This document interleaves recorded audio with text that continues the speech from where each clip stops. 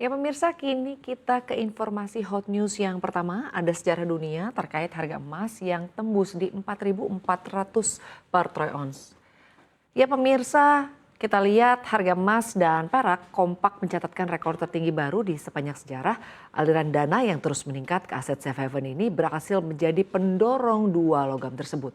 Harga emas terus melonjak karena ditopang 5 faktor, diantaranya ketegangan Amerika Serikat Venezuela, melemahnya dolar Amerika Serikat, proyeksi pemangkasan suku bunga, pasar ETF, dan juga pembelian bank sentral.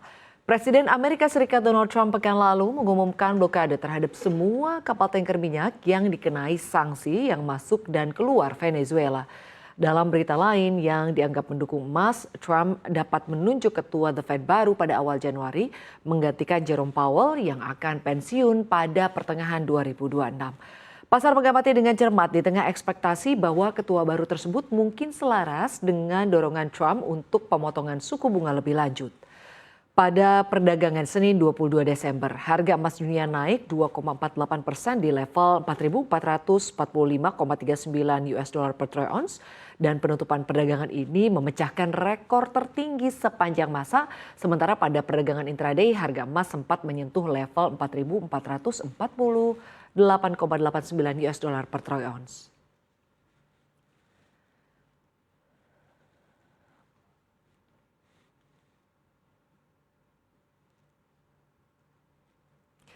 Kini kita ke informasi hot news berikutnya. Pemirsa, ada perang Thailand dan Kamboja yang semakin mengerikan. China turun gunung. China ikut turun tangan meredam konflik bersenjata antara Thailand dan juga Kamboja yang kembali memanas di wilayah perbatasan.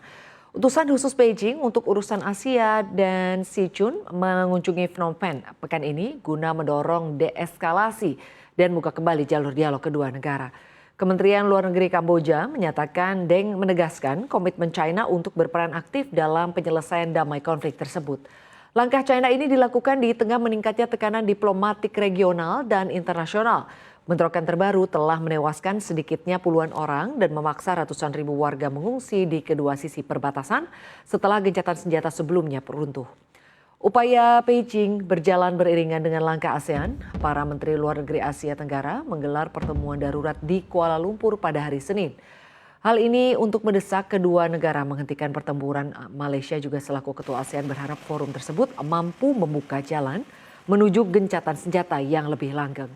Perdana Menteri Malaysia Anwar Ibrahim sebelumnya juga menegaskan peran ASEAN bukan sekedar menyampaikan fakta, melainkan menekan kedua pihak agar segera mengamankan perdamaian, namun di lapangan situasi masih rapuh.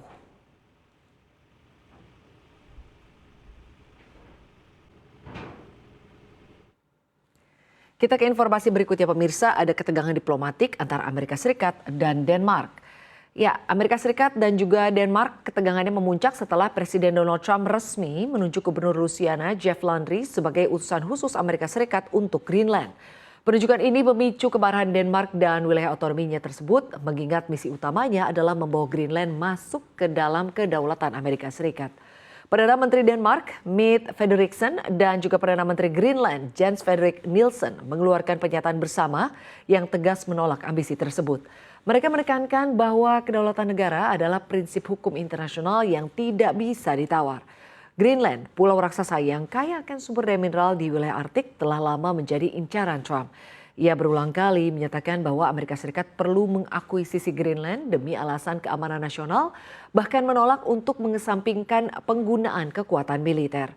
Melalui media sosial, Trump memuji Jeff Landry sebagai sosok yang tepat untuk mengamankan kepentingan Amerika Serikat, dan tidak hanya Amerika Serikat. Trump menyanjung Jeff sebagai tokoh yang dapat membawa perdamaian dunia.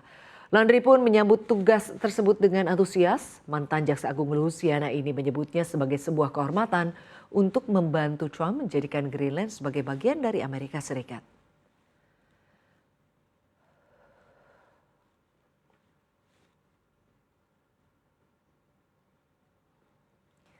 Kita ke informasi berikutnya pemirsa, yakni negara termiskin Eropa mengganti mata uangnya mulai tahun 2026. Bulgaria berada di persimpangan jalan saat negara tersebut bersiap untuk mengadopsi euro di tengah krisis politik dengan opini publik yang terpecah tajam antara harapan akan integrasi yang lebih mudah dengan Eropa dan juga kekhawatiran akan kehilangan sebagian identitas nasionalnya.